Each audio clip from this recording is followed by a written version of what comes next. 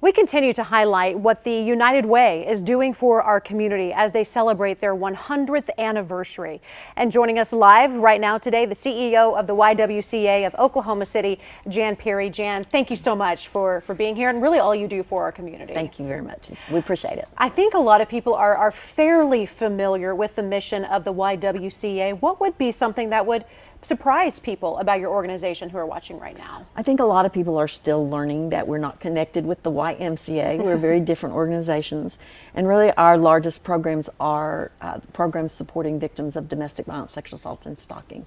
Our mission itself also includes eliminating racism. And so we work to include that in the work that we do. Let's go to the first part of that, because unfortunately we know Oklahoma is one of the worst in some categories. It is the worst in domestic violence statistics. We cover this a lot here on KOCO 5 News. What is your organization doing to try to change those statistics that, I mean, they're horrific? We look at it in so many avenues, and they are. Right now, we are second in the nation for women killed by men. Yeah. Oklahoma County is, between us and Tulsa County, we go back and forth as far as the first. We had 4 deaths in the last, 4 homicides in the last 2 weeks. The last one being a homicide and suicide. Mm-hmm. So we're looking really at trying to address these issues from all different angles. First, we have emergency shelter for those immediate, we're in danger right now, we've got to get away. We're going to provide wraparound services. What do they need? They may get out of their house in the split second they can and not take anything with them. And so we're going to provide all those needs. We're also going to provide those same needs. We are a partner, one of the founding partners at Palomar. And so all the services we provide on campus and our residents, we also provide at Palomar. And then we will work with those victims to become survivors. Mm-hmm. What do they need? What are the goals? How do we help them achieve those and work towards that? We're also doing prevention education in the schools. We work at legislative advocacy. We work with partners like DHS, Child Protective Services, and do training for them. We look at all those systems that intersect with the journey that our victims and survivors must go through, and see how do we help change that? How do we help change the systems so that they all can serve victims better? You just mentioned a murder-suicide that we just covered this a couple of days ago. Mm-hmm. And I've been talking with that family. Not only are they heartbroken for what they've lost, there are now 2 young babies mm-hmm. that don't have a mom and a dad because of this. What are some of the biggest obstacles stopping a woman from leaving a dangerous situation? I recently heard cell phone, that was something that maybe I had never thought about, but that is an issue. Making a cell phone payment, not having a phone. What are some of the biggest obstacles preventing women from getting out? Probably a couple of the largest ones are sustainability. Mm-hmm. So one, they've been taught to believe it's their fault.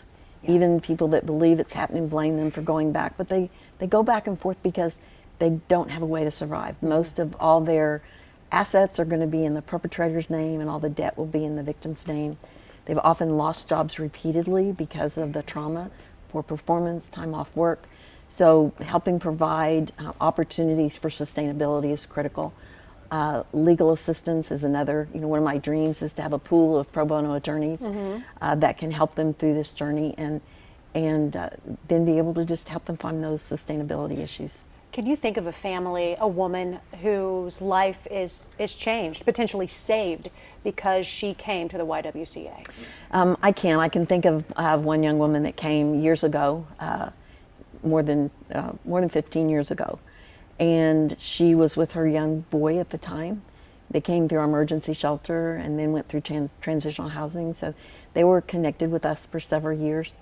Just a few years ago, came back to us as a United Way loaned exec, and the second time back brought her young son, who now I was looking up to, and they both shared with the group that was with them on the United Way tour that they had been there and the difference that it made in their lives, and we continue to see that repeatedly. I see that makes you kind of emotional hearing. It did me. I cried as this young boy that was little who remembered me, and I'm looking up to him now, so it really is. And to know that as a young man then in college, he could comment on and said how being there made him feel mm-hmm. Very good. So we know that gave them peace at the time. You also have eliminating racism as one of your missions. How do you go about tackling something like that? Well, one, there's a large intersection between racism and racial justice issues and domestic violence, and so we're always looking at that and looking how do our services mix with that, and how are we meeting that through the services that we do. We partner with other agencies on racial justice issues, and then we do a lot of training internally as well. I know I don't want to take up too much of your time, Jan, but I do quickly want to mention that you all have an important event coming up tomorrow. You were telling Damon, yes, please keep the forecast nice. Yes, absolutely. What's going on tomorrow night? So we have our casino night, Reduce the Odds. It's for Sexual Assault Awareness Month. And Reduce the Odds is, connecting that with reducing the odds of sexual assault. Sure. It's a fun evening. It's, I think, $50 a ticket.